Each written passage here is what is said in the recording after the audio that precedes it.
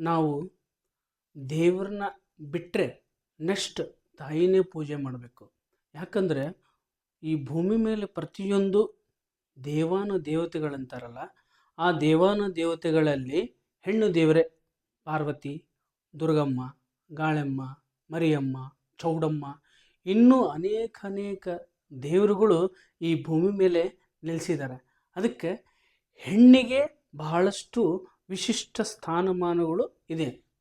ಮಿಗಿಲಾಗಿ ನಾವು ಏನು ಹೇಳಕ್ಕೆ ಹೋಗ್ತಾ ಇದ್ದೀನಿ ಅಂದರೆ, ಈ ತಾಯಿ ಅನ್ನೋ ಪದ ಏನಿದೆಯಲ್ಲ, ಹೆಂಡತಿ ಅನ್ನೋ ಪದ, ಅಕ್ಕ ಅನ್ನೋ ಪದ, ತಂಗಿ ಅನ್ನೋ ಪದ ಬಹಳ ಮುಖ್ಯವಾದದ್ದು.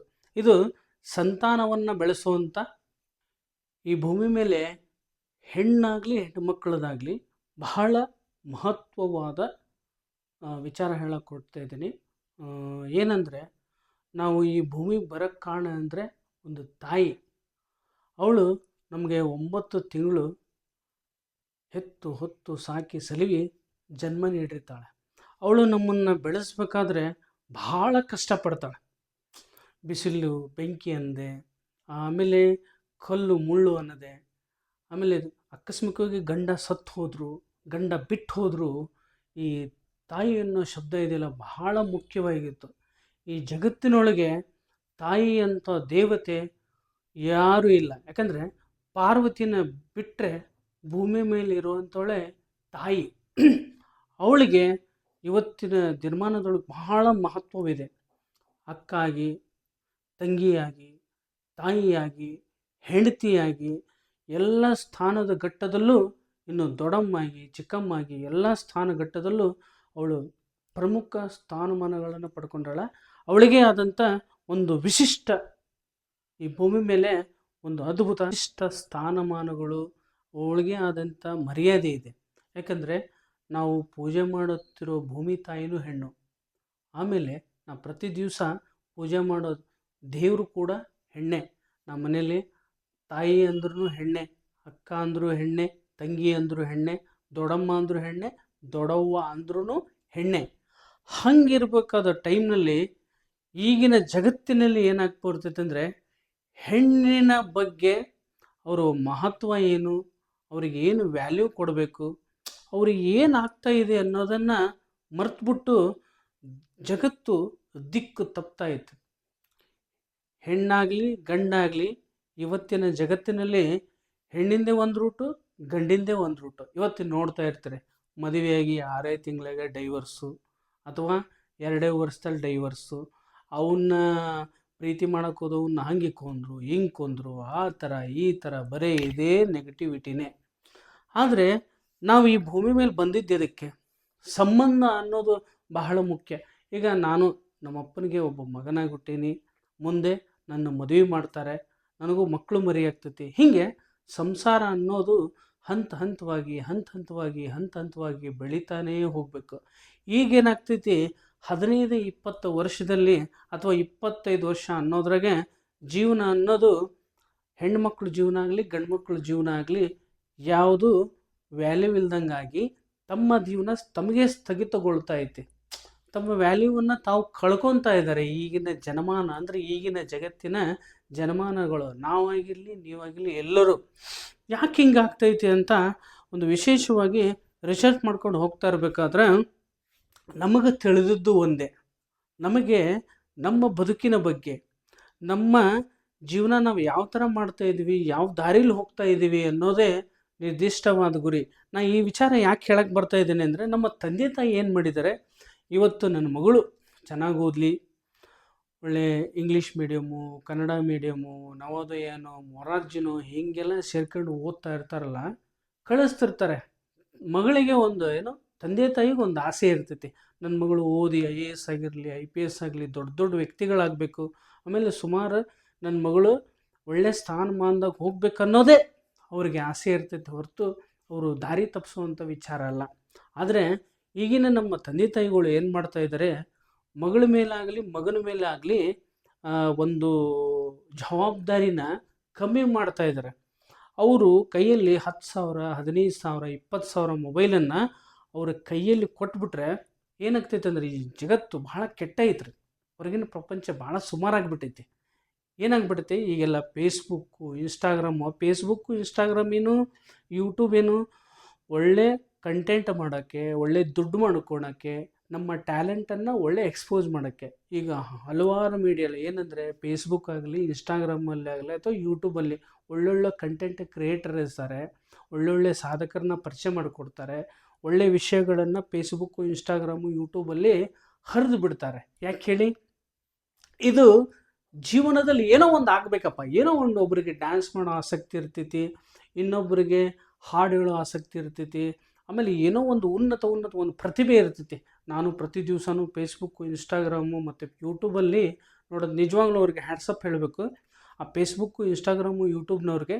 ಯಾಕಂದರೆ ಎಲ್ಲೋ ನಾವು ದೊಡ್ಡ ದೊಡ್ಡ ರಂಗದಲ್ಲಿ ದೊಡ್ಡ ದೊಡ್ಡ ಇದು ಟೆಲಿವಿಷನ್ ಅಂದರೆ ಟಿ ವಿಗೆ ಹೋಗಿ ಅಥವಾ ಧಾರಾವಾಹಿಗೆ ಹೋಗಿ ನಮ್ಮ ಟ್ಯಾಲೆಂಟ್ಗಳನ್ನು ತೋರ್ಸೋಕ್ಕಾಗಲ್ಲ.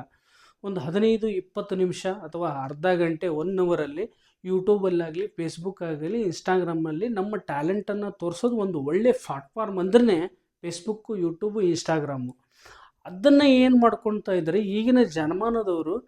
ಫೇಸ್ಬುಕ್ನಲ್ಲಿ ಏನೋ ಒಂಥರ ಮೆಸೇಜ್ ಮಾಡೋದು, ಈ ಇನ್ಸ್ಟಾಗ್ರಾಮ್ನಲ್ಲಿ ಏನೇನೋ ಒಂದು ಕೆಟ್ಟದಾಗಿ ರೀಲ್ ಮಾಡೋದು, ಆಮೇಲೆ ಯೂಟ್ಯೂಬಲ್ಲಿ ಏನೇನೋ ಮಾಡ್ತಾ ಇರೋದು.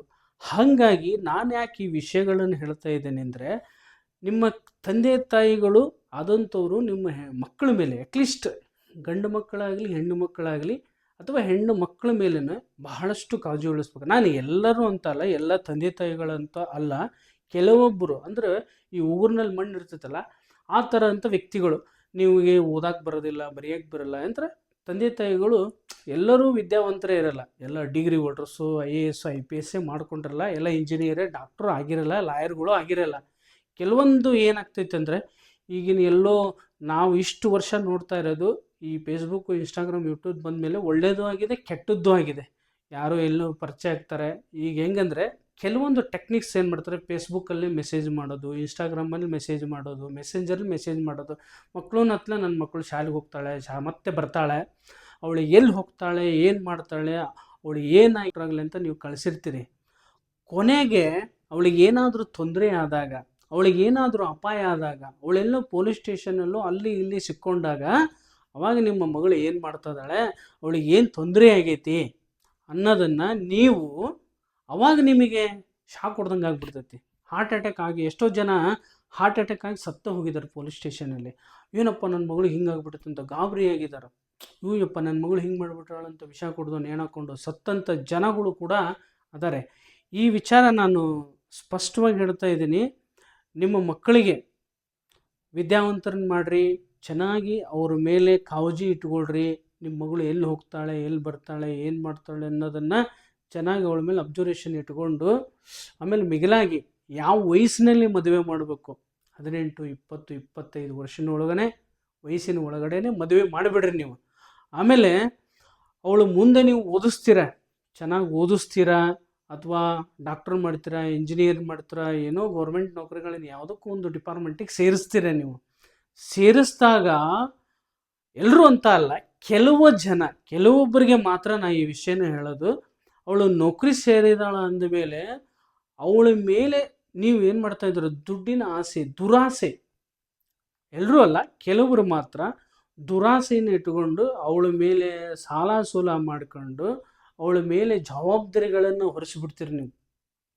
ಅವಳು ಪಾಪ ಕಷ್ಟಪಟ್ಟು ಅಲ್ಲಿ ಇಲ್ಲಿ ಸಾಲ ಸೂಲ ಮಾಡಿಕೊಂಡು ಬಹಳಷ್ಟು ನೋವುಗಳನ್ನು ಅನುಭವಿಸಿ ಅವಳು ಏನು ಮಾಡಿದ್ಲು, ಏನು ಅವಳ ಜೀವನದ ಬಗ್ಗೆ ಕಬರು ತಪ್ಪಿಬಿಟ್ಟು ಅವಳು ನೀಲಪ್ಪ ನಾನು ಒಂದು ಒಳ್ಳೆ ದಾರಿಗೆ ಹೋಗಬೇಕು, ನಾನು ಜೀವನದಲ್ಲಿ ಮುಂದೆ ಹೋಗಬೇಕು ಅನ್ನೋದ್ರಾಗ ಒಳ್ಳೆ ವಿಚಾರ ಬರೋದ್ರಾಗನೇ ನಮ್ಮ ಮದುವೆಗೆ ಮಕ್ಕಳು ಮರಿ ಮಾಡ್ಕೋಬೇಕಪ್ಪ, ಒಳ್ಳೆಯ ಗಂಡನ ಜೊತೆಗೆ ಇರಬೇಕು ಅನ್ನೋದ್ರಾಗನೇ ಅವ್ರ ಅರ್ಧ ವಯಸ್ಸು ಕಳೆದೇ ಹೋಗ್ತೈತಿ.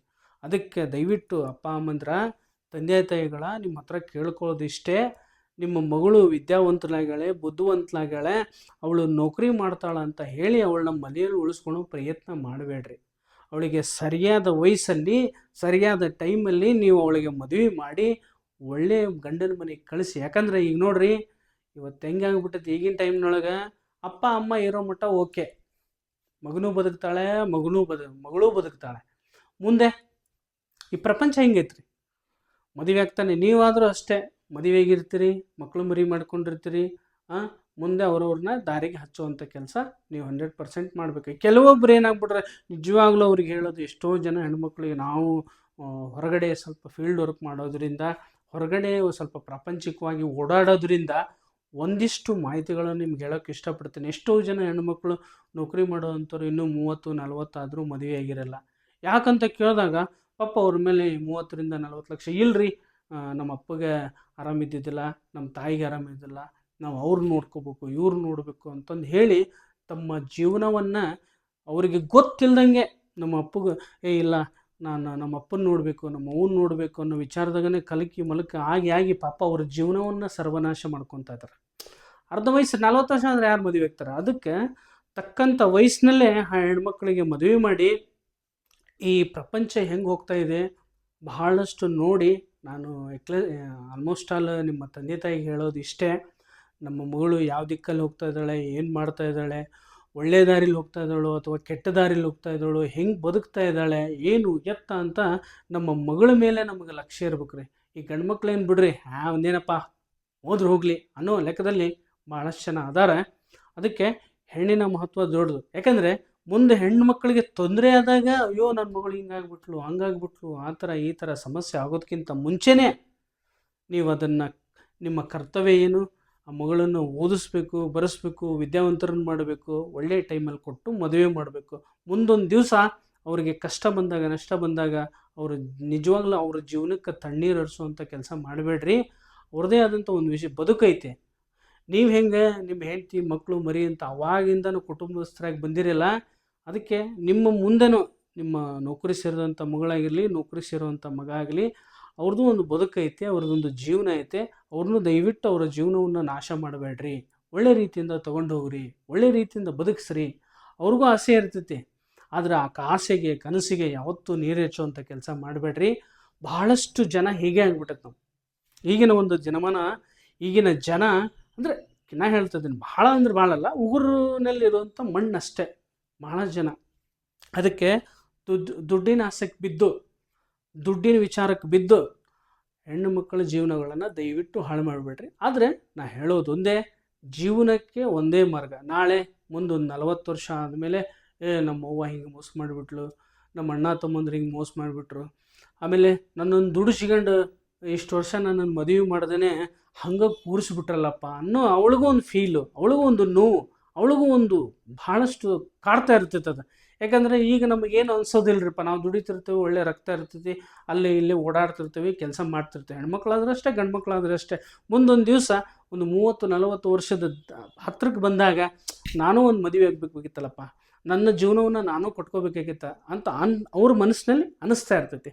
ಅದಕ್ಕೆ ನೀವು ಸರಿಯಾದ ಟೈಮಲ್ಲಿ ಅವ್ರಿಗೆ ಮದುವೆ ಮಾಡಿದರೆ ಅವ್ರದ್ದು ಒಂದು ಬದುಕು ಚೆನ್ನಾಗಿರ್ತೈತಿ, ಅವರ ಲೈಫ್ ಚೆನ್ನಾಗಿರ್ತೈತಿ, ಅವರು ಒಳ್ಳೆಯ ಮಾರ್ಗದಲ್ಲಿ ಹೋಗುವಂಥ ಇರ್ತೈತಿ. ಆದರೆ ದುಡ್ಡಿನ ಆಸೆಗೋಸ್ಕರ ಆ ಥರ ಮಾಡಬೇಡಿ.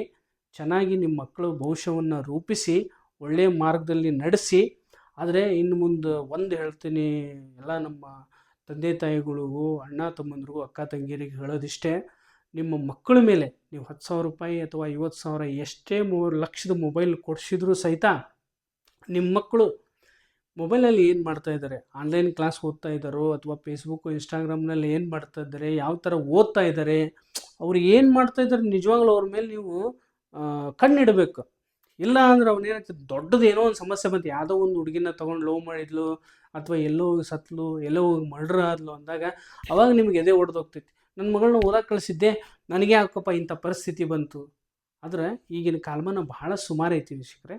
ಅದಕ್ಕೆ ನೀವು ಒಂದೇ ಮಾತು ಹೇಳೋದು ಅಂದರೆ, ದಯವಿಟ್ಟು ಈ ಹೆಣ್ಣಿಗೆ ಈ ಭೂಮಿ ಮೇಲೆ ಮಹತ್ವದ ಸ್ಥಾನ ಐತೆ. ಆದರೆ ನಮ್ಮ ಸಂಸ್ಕೃತಿ, ಆಚಾರ, ವಿಚಾರ ಅದೆಲ್ಲ ಬದಲಾಗ್ತೈತಿ.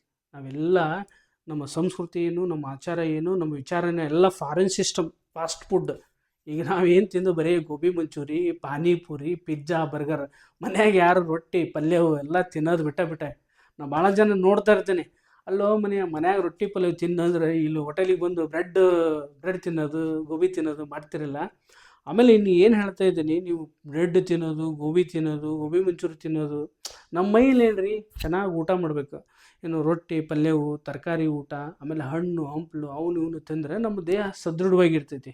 ಆಮೇಲೆ ಮೈ ಒಳಗೆ ರಕ್ತದ ಅಂಶ ಇರ್ತೈತೆ, ಅಂದರೆ ತಾಕತ್ತು ಇಮ್ಯುನಿಟಿ ಪವರ್ ಇರ್ತೈತಿ. ನೀವು ಗೋಬಿ ಮಂಚೂರಿ ತಿಂದೆ ಅಂದರೆ ಮೈಯಾಗ ರಕ್ತ ಆಗ್ತೈತೆ, ಈ ಪಾನಿಪುರಿ ತಿಂದ್ರೆ ಆಗ್ತೈತೆ. ಅದಕ್ಕೆ ಒಳ್ಳೆ ಊಟ ಮಾಡಿ ಒಳ್ಳೆ ಆರೋಗ್ಯ ಕಾಪಾಡ್ಕೊಳ್ಳಿ, ಚೆನ್ನಾಗಿರಿ, ಚೆನ್ನಾಗಿ ಓದ್ರಿ, ನಿಮ್ಮ ಮಕ್ಕಳಿಗೂ ನಿಮಗೆ ಗೊತ್ತಿರೋದಂಥದ್ದನ್ನು ಚೆನ್ನಾಗಿರೋಂಥ ವಿಷಯಗಳನ್ನು ಹೇಳಿ. ಆಮೇಲೆ ಬಹಳಷ್ಟು ನಿಮ್ಮ ತಂದೆ ತಾಯಿಗಳಾದಂಥವ್ರು ನಿಮ್ಮ ಮಕ್ಕಳ ಮೇಲೆ ಬಹಳಷ್ಟು ನೀವು ಕಣ್ಣಿಡಬೇಕು. ಅವ್ರ ಮೇಲಿನ ಹದ್ದಿನ ಕಣ್ಣು ಅಂತಾರಲ್ಲ, ಹದ್ದಿನ ಕಣ್ಣು ಇಟ್ಟರೂ ತಪ್ಪಲಾಗಲಾರ್ದು. ದಯವಿಟ್ಟು ಹೇಳ್ತಾ ಇದ್ದೀನಿ, ತಂದೆ ತಾಯಿಗಳು ಯಾರೂ ಕೇರ್ಲೆಸ್ ಮಾಡಬೇಡ್ರಿ. ನಿಮ್ಮ ಮಕ್ಕಳ ಮೇಲೆ ಬಹಳಷ್ಟು ನೀವು ನಂಬಿಕೆ ಇಡೋದಷ್ಟೇ ಅಲ್ಲದೆ, ವಿಶ್ವಾಸ ಇಡೋದು ಅಷ್ಟೇ ಅಲ್ಲದೆ, ಅವ್ರನ್ನ ಓದಿಸ್ತೀರ, ವಿದ್ಯಾವಂತರನ್ನು ಮಾಡ್ತೀರ ಅಷ್ಟೇ ಅಲ್ಲದೆ, ಅವ್ರು ಯಾವ ದಾರಿಲಿ ಹೋಗ್ತಾ ಇದ್ದಾರೆ, ಹೆಂಗೆ ಹೋಗ್ತಾ ಇದ್ದಾರೆ, ಏನು ಅವ್ರದ್ದು ಮಾರ್ಗ ಅನ್ನೋದನ್ನು ನೋಡಿ ಚೆನ್ನಾಗಿ